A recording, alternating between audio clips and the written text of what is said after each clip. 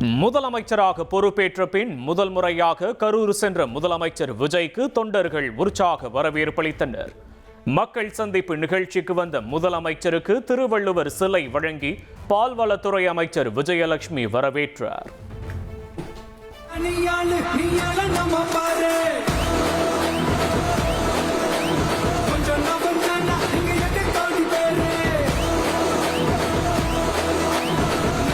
ஐயன் திருவள்ளுவர் சிலையை மாண்புமிகு முதல்வருக்கு பரிசளித்து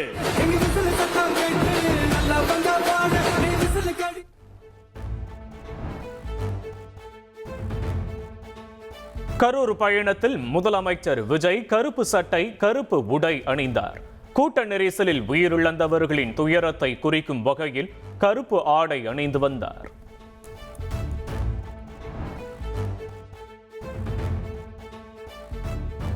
மக்கள் சந்திப்பு நிகழ்ச்சியில் முதலமைச்சர் விஜய்க்கு வெள்ளி வாளை பரிசாக அளித்து முன்னாள் அமைச்சர் எம்.ஆர். விஜயபாஸ்கர் வரவேற்றார். புரட்சி தலைவரின் அன்பு, புரட்சி தலைவியின் வீரம் கொண்டவர் விஜய் என்றும் புகழாரம் சூட்டினார். இந்நாள் தமிழக வெற்றி கழகத்தின் தொண்டர் அன்பு சகோதரர் எம்.ஆர். விஜயபாஸ்கர் அவர்கள் வெள்ளி வாளை பரிசளிக்கிறார். போரில் வென்ற முதல்வருக்கு போர்வாளை பரிசளிக்கிறார்.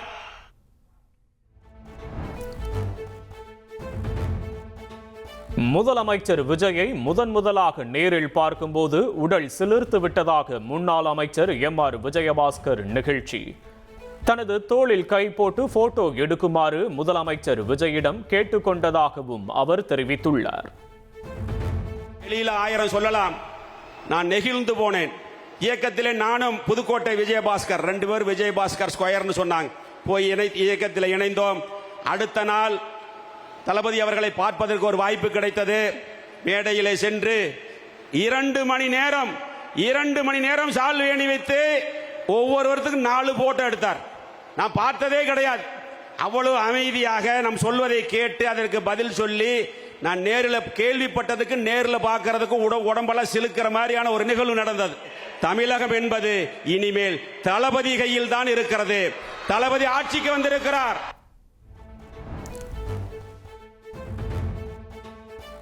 எவ்வளவு உயரத்திற்கு சென்றாலும் சில வழிகளை மறக்க முடியாது என கரூர் மக்கள் சந்திப்பு நிகழ்ச்சியில் முதலமைச்சர் விஜய் பேச்சு. தன் வாழ்க்கையில் அதிக வலியை கொடுத்தது கரூர் சம்பவம் என்றும் முறுக்கம். அந்த ஸ்பாட்டுக்கு போலீஸே எங்களை உள்ள கூட்டிட்டு வந்து விட்டு அந்த நாடகம்லாம் இருக்கு பாருங்க.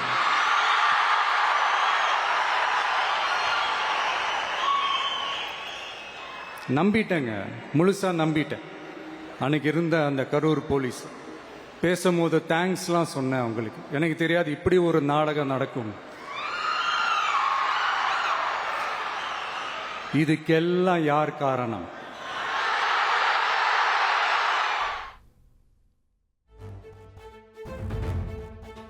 கரூர் சம்பவத்தில் அப்போதைய போலீசார் பெரும் நாடகம் நடத்தியதாக முதலமைச்சர் விஜய் சாடல்.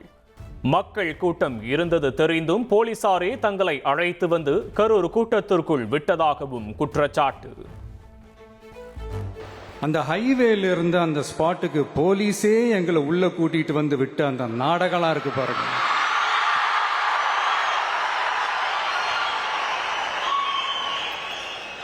நம்பிட்டேங்க, முழுசா நம்பிட்டேன்.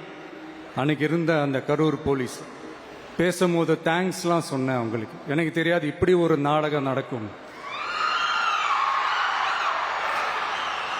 இதுக்கெல்லாம் யார் காரணம்?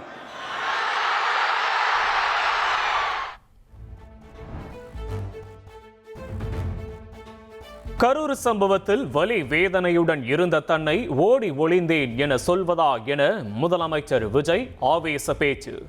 துயர சம்பவத்தில் தங்களுடைய தங்க பிள்ளைகளை இழந்ததாகவும் வேதனையுடன் குறிப்பிட்டார். இப்படி ஒரு சம்பவம் நடந்துருச்சு, இது ஏன், எதனால, அதுக்கான பின்னணி என்னன்ட்டு அந்த வலியோட வீட்டில் உட்கார்ந்துட்டு இருக்கிற ஓடி ஒளிஞ்சிட்டான் வர சொல்றீங்களா? வாயின்னு முன்ன இருந்தா என்ன வேணாலும் பேசுவீங்களா? அந்த சம்பவத்தில் நம்ம யாரெல்லாம் இழந்திருக்கோம் தெரியுமா? ஒரு டிவியில என் படமோ பாட்டோ வந்துச்சுன்னா, அம்மா விஜய் மாமா, அம்மா விஜய் மாமா அப்படின்னு சொல்லி அவங்க அம்மா கிட்ட சிரிச்சுக்கிட்டு அந்த டிவி ஸ்கிரீனை போய் தொட்டு முத்தம் கொடுத்துக்கிட்டு என் அக்கா தங்கச்சிங்களோட தங்க பிள்ளைகளை இழந்திருக்கோம்யா.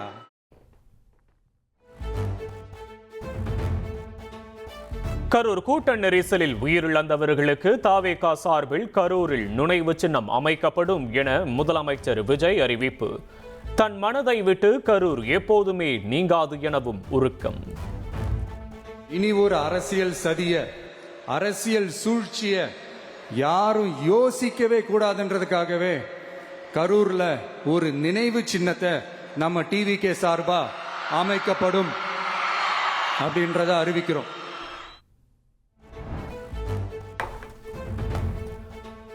கரூர் சம்பவத்தில் தன் மீது வீண்பழி சுமத்தியதாக முதலமைச்சர் விஜய் குற்றம் சாட்டியுள்ளார். எவ்வளவு பிரச்சனை கொடுத்தாலும் மக்களை விட்டு எக்காலத்திலும் ஓட மாட்டேன் என்றும் உறுதிபட கூறினார். என் அக்கா தங்கச்சிங்களோட தங்க பிள்ளைகளை இழந்திருக்கோம்யா.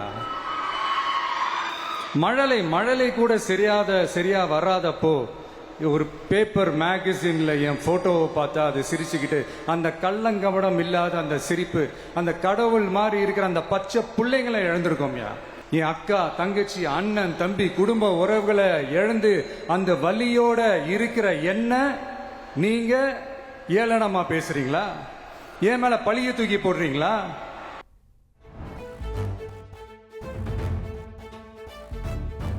பணமா ஜனமா என்று கேட்டால் தனக்கு தன் ஜனமே முக்கியம் என முதல்வர் விஜய் உறுதிபட கூறியுள்ளார். அரசியலுக்காக ஆதாயம் தேடுபவன் தான் அல்ல என்றும், நமக்கு வேதனை தந்தவர்களுக்கு மக்கள் தேர்தலில் பாடம் புகட்டியுள்ளதாகவும் அவர் குறிப்பிட்டார். 2026 தேர்தலில் தக்க பதிலடி கொடுத்துட்டீங்க. ஆனா அது மட்டுமே பத்தாது மக்களே, அது மட்டுமே பத்தாது. காலகாலத்துக்கும் எழுந்திருக்கவே முடியாத அளவுக்கு நிரந்தரமான ஒரு பதிலடியை நீங்க கொடுத்துக்கிட்டே இருக்கணும். இப்படிலாம் பண்ணா நான் மக்களை விட்டு ஓடிடுவேன் நினைப்பா? யார் என்ன ஓடினாலும் நான் மக்களை விட்டு எல்லாம் ஓட மாட்டேன். அன்னைக்கும் சொன்னேன், இன்னைக்கும் சொல்றேன், நாளைக்கும் சொல்றேன், தில்லா சொல்லுவேன், கெத்தா சொல்லுவேன். பணமா ஜனமா அப்படின்னு கேட்டா என் ஜனம் தான் எனக்கு முக்கியம்.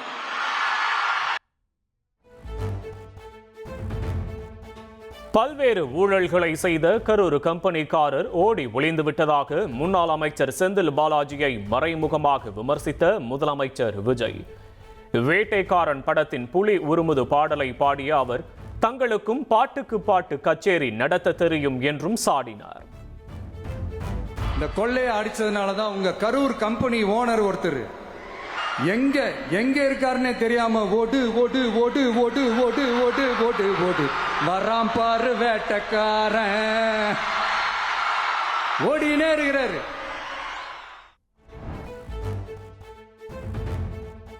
ஆட்சியில் இருக்கும்போது தன்னை கரூர் வரவிடாத திமுக தற்போதும் ஆட்சியில் இருப்பதாகவே நினைப்பதாக முதல்வர் விஜய் சாடல். திமுக ஆட்சியில் செய்யப்பட்ட ஊழல்கள் தோண்ட வருவதாகவும் ஒவ்வொரு முகமூடியாக கிழிய தொடங்கியுள்ளதாகவும் கடுமையாக விமர்சித்துள்ளார். ஒரு பாலம் கட்டுறதுக்காக நார்மலா ஆகிற செலவை விட அதிக செலவில், கிட்டத்தட்ட டபுள் மடங்கு செலவில் ஒரு டெண்டர் ஒன்று விட்டுருக்குறாங்க. அதையெல்லாம் தோண்டி எடுத்து அதெல்லாம் இப்போ கண்டுபிடிச்சி கேன்சல் பண்ணியிருக்கிறோம். இன்னும் எத்தனை கோடி ஊழல், எத்தனை லட்சம் கூடல் தோண்ட வருமோ எங்களுக்கே தெரியல. ஒவ்வொரு முகமுடியா கிழியுது. ஐயோ, இந்த விஜய் ஒவ்வொரு கதையா எடுத்து வெளியில விட்டுருவான் போலேன்ட்டு திரும்புற பக்கம்லாம் கதறல் கதறல் கதறல், காதல் இருந்து ரத்தம் வராத குறை.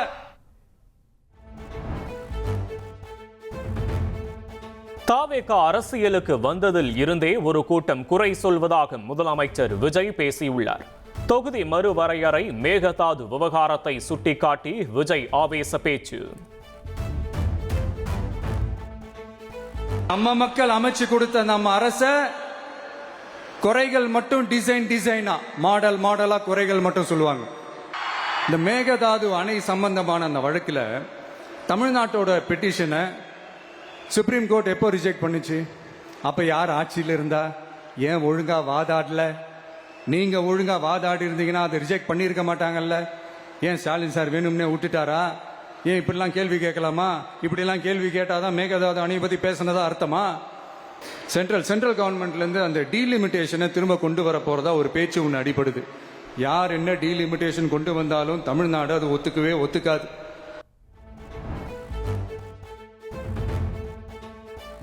எதிர்க்கட்சிகள் பேச சொல்வதாகவும் பேசினால் ஓடி விடுவதாகவும் முதலமைச்சர் விஜய் விமர்சனம்.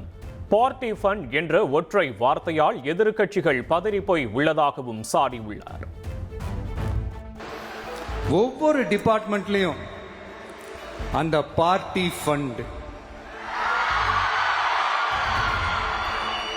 அந்த கட்சி நிதின்ற பேர்ல அடிக்கிற கொள்ளையெல்லாம் இந்த தீய சக்தியா இருக்கட்டும், தீந்து போன சக்தியா இருக்கட்டும், ரெண்டு பேரும் மாறி மாறி இதே தான் செஞ்சிட்டு இருக்கிறாங்க. இதுல ஒரு ஹைலைட் காமெடி என்னன்னா, சட்டசபையில் பேசும்போது பார்ட்டி ஃபண்டுன்னு தான் சொன்னேன். அது எந்த பார்ட்டி, என்ன ஃபண்டு, யாரு, என்ன பேரு எதுவுமே சொல்ல.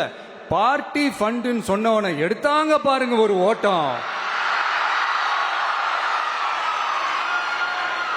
எனக்கே ஃபர்ஸ்ட் புரியல, ஏன்பா ஓடுறாங்க, அப்படி என்ன நம்ம சொல்லிவிட்டோம். அதான் அந்த குற்றம் உள்ள நெஞ்சுக்கு தான் குறுகுறேங்கும். அடாடா, உங்க சிஎம் நெஞ்சிலேயே குத்திட்டு வந்தீங்க பாருங்க, அதெல்லாம் வேற லெவல். பேசுங்கன்றீங்க, பேசுனா எந்திரிச்சு ஓடிடுறீங்க.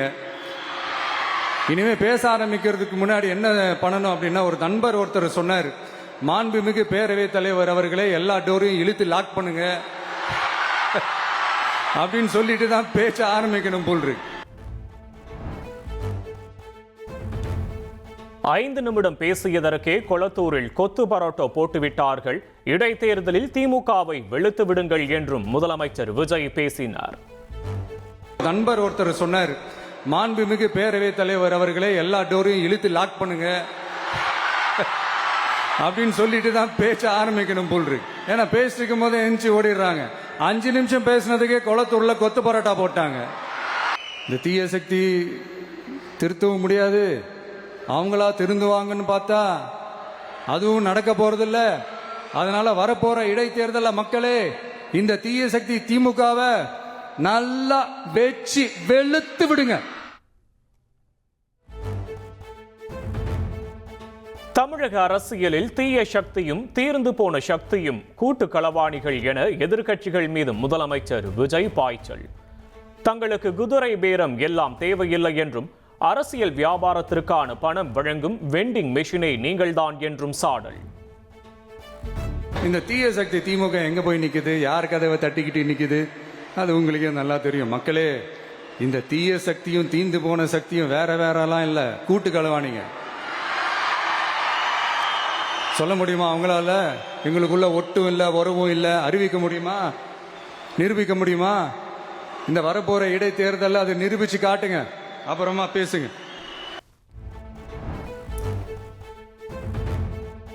தாவேக ஆட்சி அமைந்த பிறகு அரசு அலுவலகங்களில் 1 பைசா ஊழல் லஞ்சம் இல்லை என முதலமைச்சர் விஜய் பெருமிதம். யாராவது லஞ்சம் கேட்டால் கொடுக்க முடியாது என சொல்லுங்கள் என மக்களுக்கு அவர் கோரிக்கை விடுத்துள்ளார். லஞ்சம்லாம் ஒழிக்க முடியாது, ஊழல்லாம் ஒழிக்க முடியாது, அதெல்லாம் பிளட்டிலேயே ஊறி போய் இருக்கு அப்படின்னு சொன்னவங்க போய் ஒவ்வொரு கவர்மெண்ட் ஆபீஸா பாருங்க. 1 பைசா லஞ்சம் இல்ல, 1 பைசா ஊழல் இல்ல, வேலையெல்லாம் சும்மா டக்கு டக்கு டக்குன்னு நடக்குது. உங்ககிட்ட யாராவது லஞ்சம் ஏதாவது கேட்டாங்கன்னா கொடுக்க முடியாது சொல்லுங்க, நான் இருக்கேன் உங்களோட. அப்படியே யாராவது ஃபோர்ஸ் பண்ணாங்கன்னா, இது எங்க மகன், எங்க புள்ள, எங்க அண்ணன், எங்க தம்பி, எங்க விஜய், எங்க விஜயோட ஆட்சின்னு ஸ்ட்ராங்கா சொல்லுங்க.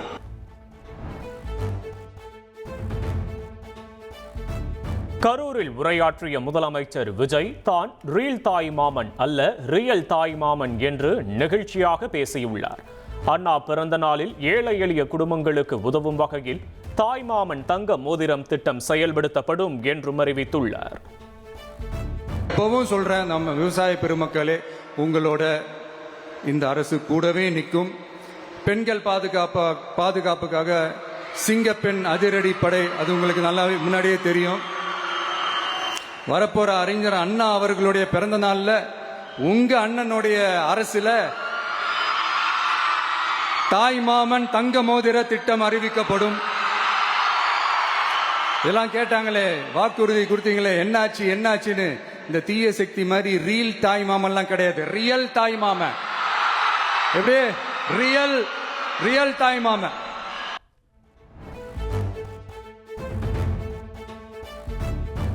மேகதாது விவகாரத்தில் முதலமைச்சர் பேசவில்லை என்ற எதிர்க்கட்சிகளின் குற்றச்சாட்டுக்கு முதலமைச்சர் விஜய் பதிலடி. செயலில் காட்டுவதே தங்கள் பாலிசி எனவும் விளக்கம். ஸ்டேட் சிஎம் பேசுறாரு, நீங்க ஏன் பேசல அப்படின்னா, நம்ம ஸ்டேட்டோட உரிமையை எங்க நிலைநிறுத்தணுமோ அதுக்காக வேலை பார்க்கறது மட்டும்தான் முக்கியம்.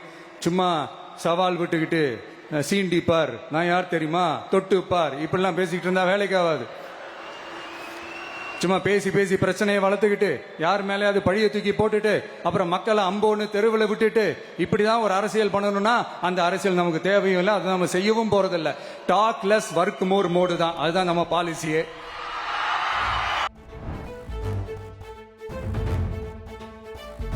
L&T நிறுவனத்துடன் 18,600 கோடி முதலீட்டில் மேற்கொள்ளப்பட்ட ஒப்பந்தத்தால் 8,200 பேருக்கு வேலை கிடைக்கும். காஞ்சிபுரம், கோவை மற்றும் திருவள்ளூர் மாவட்டங்களில் அமையவுள்ள 3 முக்கிய திட்டங்களை குறிப்பிட்டு முதலமைச்சர் விஜய் பேச்சு.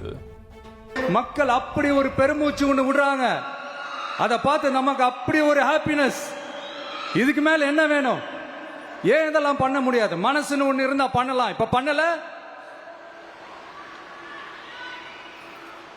அதே மாதிரி இந்த L&T நிறுவனத்தோட 18,600 crore-க்கு 3 திட்டங்கள் அந்த ஒப்பந்தம், அந்த கையெழுத்து போட்டிருக்கிறோம்.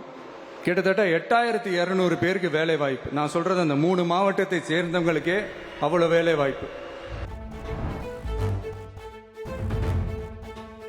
கரூரில் சுமார் 10 கிலோமீட்டர் தூரம் ரோட் ஷோவாக சென்ற முதலமைச்சர் விஜயை தொண்டர்களும் மக்களும் ஆரவாரத்துடன் வரவேற்றனர். திருக்காம்புலியூரிலிருந்து கரூர் மாவட்ட ஆட்சியர் அலுவலகம் வரை திறந்தவெளி வாகனத்தில் சென்ற விஜய் மக்களுக்கு நன்றி தெரிவித்தார்.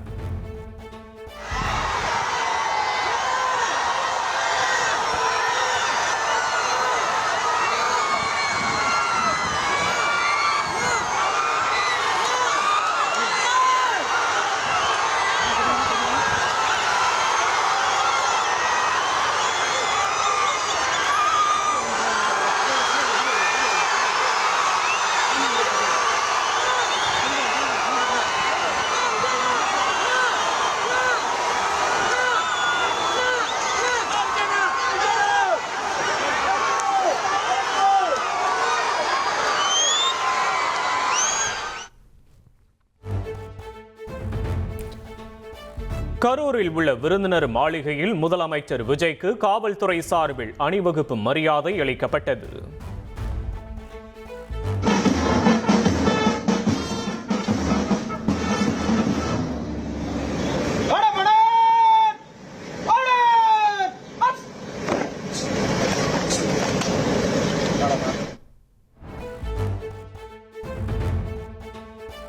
கரூர் சம்பவத்தில் உயிரிழந்தவர்களில் 31 பேரின் குடும்பத்தில் தலா ஒருவருக்கு அரசு வேலைக்கான பணி ஆணையை வழங்கினார் முதலமைச்சர் விஜய். ஈரோடு மாவட்டத்தைச் சேர்ந்த சாந்தி என்பவருக்கு மட்டும் 10 லட்சம் ரூபாய் கருணை தொகை வழங்கப்பட்டது.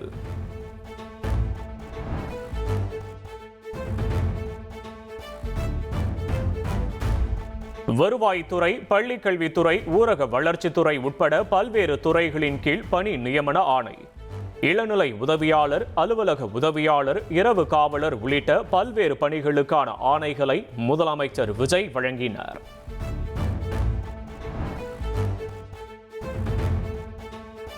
அரசு வேலையால் தங்களின் வாழ்வாதாரம் உயரும் என பணி ஆணை பெற்றவர்கள் நம்பிக்கை தெரிவித்துள்ளனர். தாங்கள் முன்வைத்த கோரிக்கைகளை நிறைவேற்றி தருவதாக முதல்வர் உறுதியளித்ததாகவும் அவர்கள் கூறியுள்ளனர்.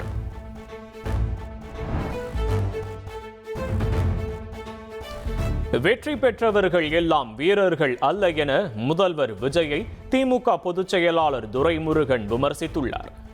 எடுத்தேன் கவிழ்த்தேன் என்று பேசுவது முறை அல்ல எனவும் அவர் கூறியுள்ளார். கட்சியிலே ஒரு கண்ணியம் இருக்க வேண்டும். எதிர்க்கட்சிகளையும் அரவணைக்கின்ற அல்லது அனுசரணியான ஒரு பேச்சு பேசுவது தான் இதுவரையிலே முதலமைச்சர்கள் பேசியதை நான் கேட்டிருக்கிறேன். ஆனால் பட்டாக்குட்டி கத்தாக்குட்டு சமாச்சாரங்களைப் போல எடுத்தேன் கவிழ்த்தேன் என்று பேசுவது அவருக்கு முறையல்ல. வெற்றி பெற்றவரெல்லாம் வீரர்கள் அல்ல என்று சொல்வார் கண்ணதாசன். தேர்தல் வழக்கு நிலுவையில் உள்ள 5 தொகுதிகளுக்கு இடைத்தேர்தல் அறிவிக்க தடை விதித்து சென்னை உயர்நீதிமன்றம் உத்தரவிட்டுள்ளது. திருச்சி கிழக்கு, கரூர், விராலிமலை, பெருந்துறை, அம்பாசமுத்திரம் தொகுதிகளில் இடைத்தேர்தல் அறிவிக்க தடை விதிக்கப்பட்டுள்ளது.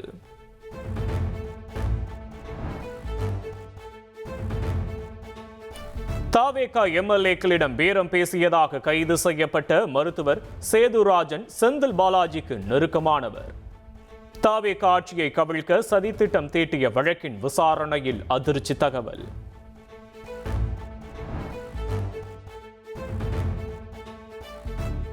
தாவேகா எம்எல்ஏ பேரம் வழக்கில் முன்ஜாமீன் பெற்ற செந்தில் பாலாஜி மற்றும் அவரது சகோதரர் திருவல்லிக்கேணி காவல் நிலையத்தில் கையெழுத்திடுவதில் தாமதம் ஏன்?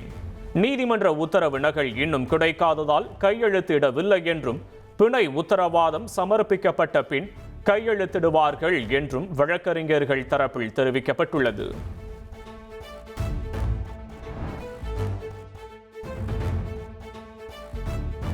தூத்துக்குடி மாவட்ட காவல் கண்காணிப்பாளர் அலுவலகத்தில் முன்னாள் அமைச்சர் அனிதா ராதாகிருஷ்ணன் விசாரணைக்கு ஆஜரானார்.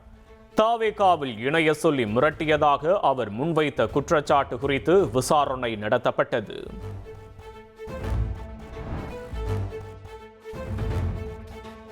அதிமுகவில் உண்மையாக உழைப்பவர்களுக்கு உரிய அங்கீகாரம் வழங்கப்படுவது இல்லை என நிர்வாகிகள் குற்றச்சாட்டு. அதிமுக தலைமை அலுவலகத்தில் நடைபெற்ற இளைஞரணி கூட்டத்தில் நிர்வாகிகள் அதிருப்தி.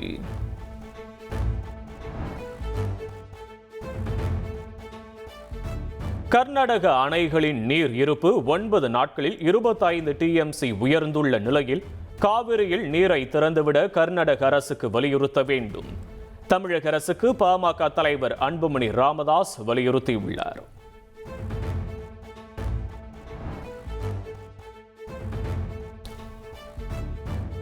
சென்னையில் ஆபரண தங்கம் விலை சவரனுக்கு 240 ரூபாய் உயர்ந்துள்ளது.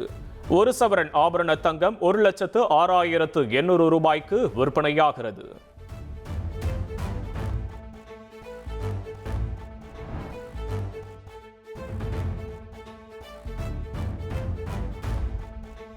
ஆஸ்திரேலியாவின் புகழ்பெற்ற மெல்பர்ன் கிரிக்கெட் ஸ்டேடியத்தை அந்நாட்டு பிரதமர் அந்தோனி அல்பானிஸுடன் இணைந்து பிரதமர் மோடி பார்வையிட்டார்.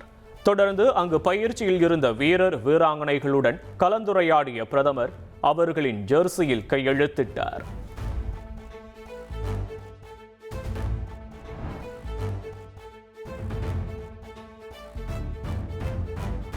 நடப்பாண்டில் நடைபெறும் ஆஸ்திரேலியாவின் புகழ்பெற்ற பிக் பேஷ் லீக் T20 கிரிக்கெட் தொடரின் தொடக்க ஆட்டம் இந்தியாவில் நடைபெறும் என பிரதமர் மோடி அறிவித்துள்ளார். டிசம்பர் 12ஆம் தேதி அன்று சென்னை சேப்பாக்கம் ஸ்டேடியத்தில் தொடங்கும் இப்போட்டியில் மெல்பர்ன் ரெடிஹேட்ஸ் மற்றும் பெர்த் ஸ்காட்ச் அணிகள் மோதுகின்றன.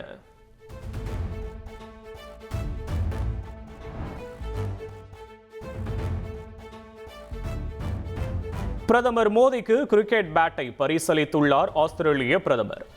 பிக் பேஷ் லீக் T20 தொடரின் முதல் போட்டியில் சேப்பாக்கத்தில் மோதும் மெல்பர்ன் ரெடிஹேட்ஸ் மற்றும் பெர்த் ஸ்காட்சஸ் அணிகளின் ஸ்டிக்கர் பேட்டில் ஒட்டப்பட்டுள்ளது.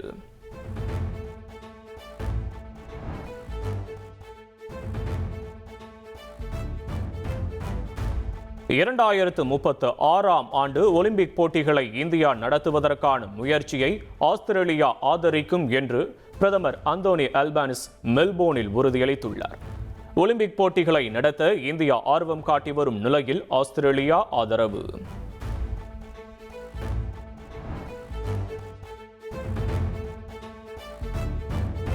ஆஸ்திரேலிய பயணத்தை நிறைவு செய்து பிரதமர் மோடி நியூசிலாந்து சென்றடைந்தார். தலைநகர் ஆக்லாந்தில் பிரதமர் மோடியை நியூசிலாந்து பிரதமர் ஆரத்தழுவி அன்போடு வரவேற்றார். சென்னை மெட்ரோ ரயில்களில் சக பயணிகளுக்கு இடையூறு விளைவிக்கும் வகையில் ஹெட்போன்ஸ் இன்றி அதிக சத்தத்தில் பாட்டு கேட்போருக்கு அபராதம் விதிக்கப்படும். மத்திய அரசின் புதிய திருத்தத்தின்படி விதிமீறலில் ஈடுபடுவோருக்கான அபராத தொகை 500 ரூபாயிலிருந்து 2500 ரூபாயாக உயர்த்தப்பட்டுள்ளது.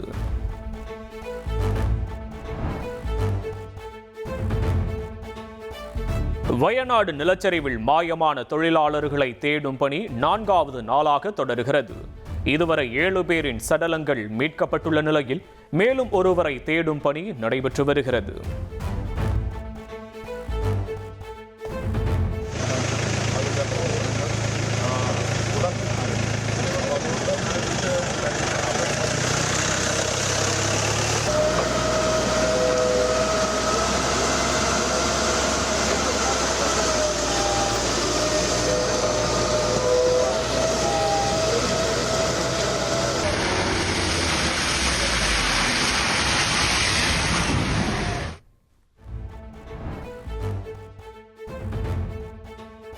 நிலச்சரிவு ஏற்பட்ட வயநாடு சுரங்கப்பாதை திட்டத்திற்கு விதிமுறைகளை முறையாக பின்பற்றாமல் சுற்றுச்சூழல் அனுமதி வழங்கப்பட்டுள்ளதாக குற்றச்சாட்டு எழுந்துள்ளது. 2134 கோடி மதிப்பிலான திட்ட பகுதியை நேரில் பார்க்காமல் மத்திய குழு அனுமதி அளித்துள்ளதாக மாநில அரசு சார்பில் உச்சநீதிமன்ற தலைமை நீதிபதிக்கு கடிதம் அனுப்பப்பட்டுள்ளது.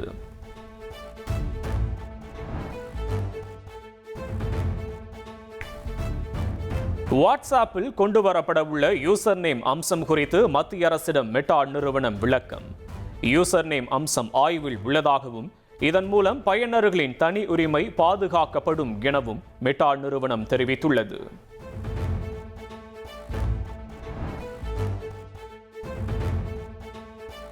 சட்டவிரோத பணப்பரிமாற்ற சட்டத்தின் கீழ் புதுக்கோட்டையில் உள்ள 3 தொழிலதிபர்களின் வீடுகளில் அமலாக்கத்துறை அதிகாரிகள் சோதனை நடத்தி வருகின்றனர்.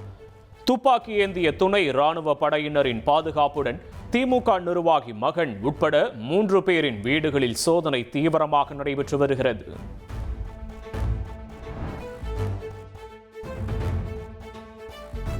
நெல்லையில் தந்தை மற்றும் அவரது 5 வயது மகன் கொடூரமாக கொலை செய்யப்பட்ட சம்பவம். வனப்பகுதியில் பதுங்கியிருந்த மேலும் ஒரு இளைஞரை கைது செய்ய முயன்றபோது அரிவாளால் தாக்கியதால் தற்காப்புக்காக காலில் சுட்டு பிடித்த போலீஸ்.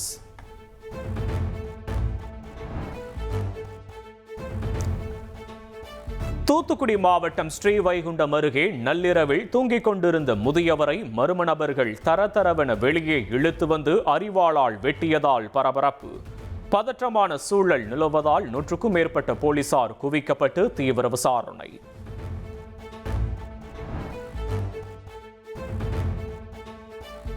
மதுரை மாவட்டம் மேலூர் அருகே கணவனை இழந்து தனியாக வசித்து வந்த பெண்ணை வேலை வழங்குவதாக அழைத்து சென்று கூட்டு பாலியல் வன்கொடுமை செய்த கொடூரம்.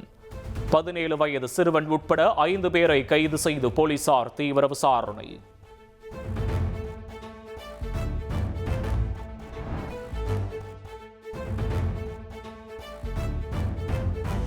கிருஷ்ணகிரி மாவட்டத்தின் பாரூர் பெரிய ஏரி முழுமையாக நிரம்பியதை அடுத்து முதல் போக நெல் சாகுபடிக்கு உடனடியாக தண்ணீர் திறக்க வேண்டும் என விவசாயிகள் கோரிக்கை விடுத்துள்ளனர். இந்த ஏரி மூலம் 2397 ஏக்கர் நிலங்கள் பாசன வசதி பெறும் நிலையில் கடல் போல் காட்சியளிக்கும் ஏரியின் கழுகு பார்வை காட்சிகள் வெளியாகியுள்ளன.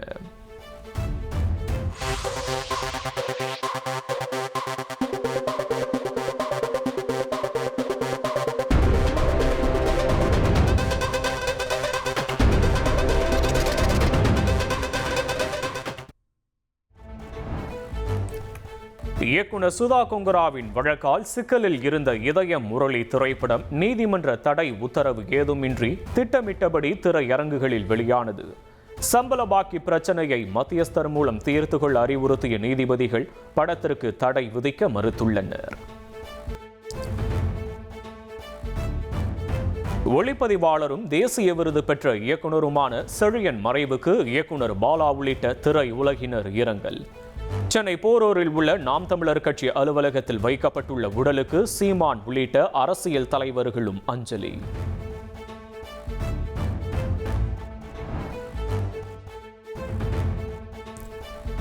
மகாராஷ்டிரா மாநிலத்தில் பெய்த கனமழையால் மும்பை ரயில் நிலையத்தில் தேங்கியிருக்கும் தண்ணீரில் காட்சியளிக்கும் மீன்கள். தண்டவாளத்தை மூழ்கடித்திருக்கும் மழை நீரில் மீன்கள் நீந்துவதை பயணிகள் வியப்புடன் பார்த்து செல்கின்றனர்.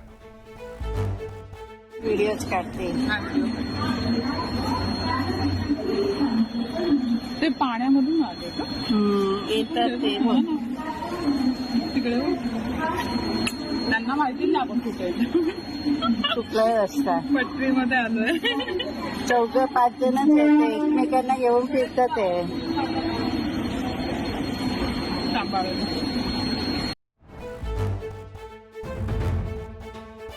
குஜராத்தில் ரசாயன சாயங்கள் கலக்கப்பட்ட 26 டன் பெருஞ்சீரகத்தை உணவு பாதுகாப்புத்துறை அதிகாரிகள் பறிமுதல் செய்துள்ளனர். உரிமமின்றி இயங்கிய 2 நிறுவனங்களின் கிடங்குகளுக்கு சீல் வைத்தும் நடவடிக்கை எடுக்கப்பட்டுள்ளது.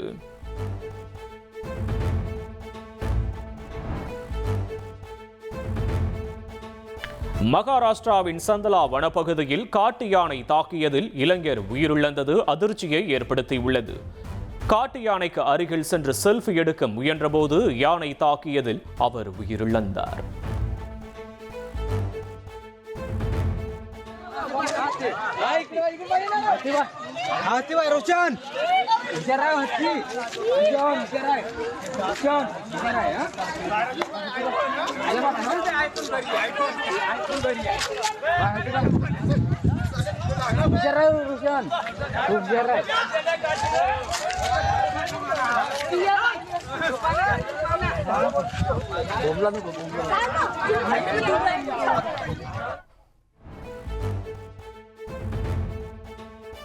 உத்தரப்பிரதேச மாநிலம் பதேபூர் பகுதியில் குடும்ப தகராறில் கணவரை தாக்கி எலக்ட்ரிக் ஷாக் கொடுத்து சித்திரவதை செய்த மனைவி.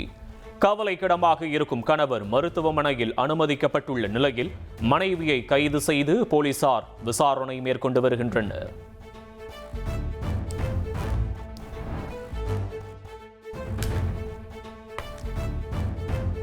நாளை நடைபெறும் அயதுல்லா காமேனியின் இரங்கல் கூட்டத்தில் அவரது மகன் முஜ்தபா காமேனி பங்கேற்க உள்ளதாக தகவல் வெளியாகியுள்ளது. அமெரிக்காவின் தாக்குதலுக்கு பின் இதுவரை பொதுவெளியில் முஜ்தபா தோன்றாத நிலையில் மக்கள் எதிர்பார்ப்பு.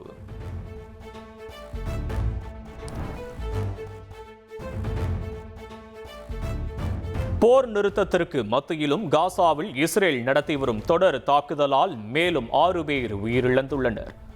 நுசிரத் பகுதியில் மக்கள் வசித்து வரும் தற்காலிக முகாமில் இஸ்ரேல் ட்ரோன் மூலம் கோர தாக்குதலை நடத்தியுள்ளது.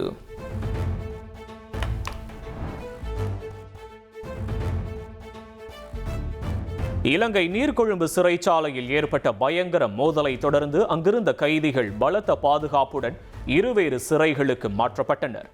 மட்டக்களப்பு சிறைக்கு 60 கைதிகளும் பொலனறுவை சிறைக்கு 63 கைதிகளும் மாற்றம் செய்யப்பட்டுள்ளனர்.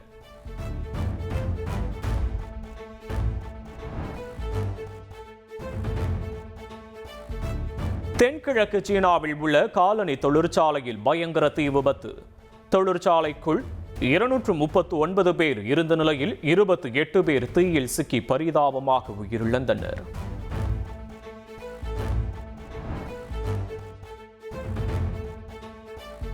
ஸ்பெயின் நாட்டின் தெற்கு பகுதியில் ஏற்பட்டுள்ள காட்டுத்தீயில் சிக்கி 11 பேர் உயிரிழந்திருப்பது அதிர்ச்சியை ஏற்படுத்தியுள்ளது. 19 பேர் மாயமானதாக கூறப்படும் நிலையில் 1000க்கும் மேற்பட்ட பொதுமக்கள் பாதுகாப்பான இடங்களுக்கு வெளியேற்றப்பட்டுள்ளனர்.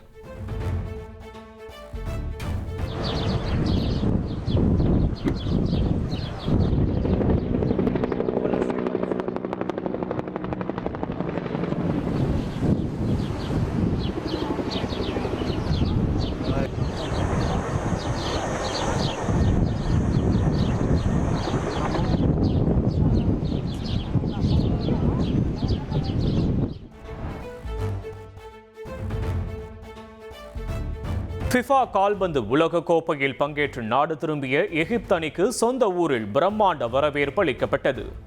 அர்ஜென்டினா அணியிடம் தோல்வியை தழுவினாலும் மனங்களை வென்றதாக ரசிகர்கள் நிகழ்ச்சி.